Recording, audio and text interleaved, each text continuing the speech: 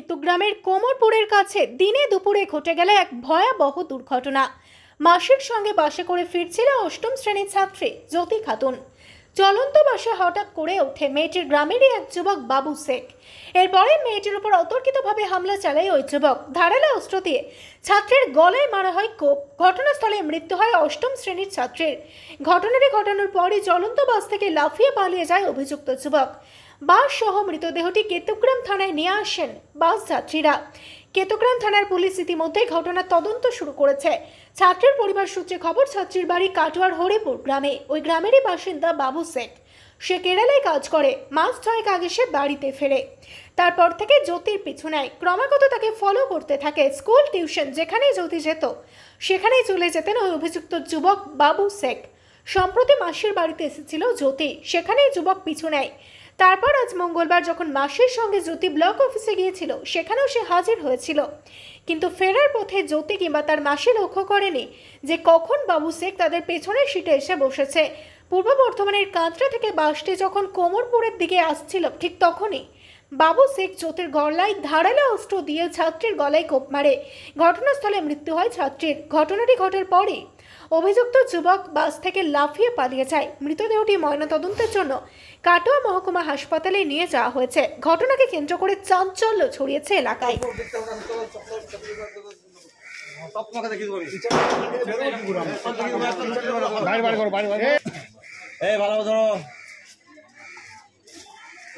আস্তে দেখো, পায়ে পিছু পড়ে যাও না।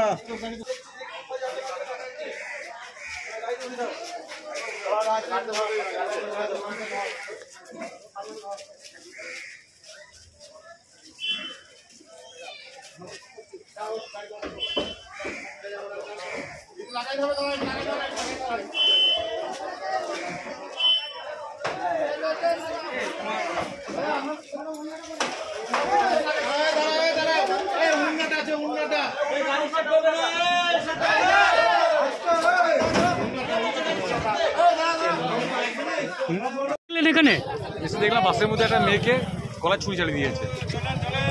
আর কি মনে হচ্ছে? সেটা পুলিশ, ওরা জানে, পুলিশ জানবে কি হচ্ছে। আর কতক্ষণ আগে ঘটেছে মনে হচ্ছে? 8 ঘন্টা আগে। কত বয়স মেয়েটা? মেয়েটা 18-19 বছর বয়স। তো আপনার এলাকায় যে এই যে ঘটনা ঘটে গেল, কি বলবেন? আপনি কি বলবেন? খারাপ লাগছে খুব, না হয় ভালো ছিল। হয়েছিল ওকে চরম তত্ত্ববদ্ধ কয়েকটা ছেলে, আমরা নাম ঠিকানা তাদের কিছুই জানি না। একজনই নাম পাচ্ছি, তার নাম হচ্ছে বাবু। আর আদার্স কারা ছিল সেটাও আমি এখনো জানি না।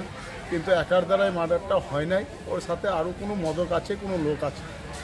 একার দ্বারাই হয় না। এই খুনের কারণ কি মনে হচ্ছে? খুনের কারণ কিছু বুঝতেই পারছি না, ওকে কিছু জানি। ওকে জ্বালাতো, ওকে জ্বালাতো, চরম জ্বালাতো, বিরক্ত করতো।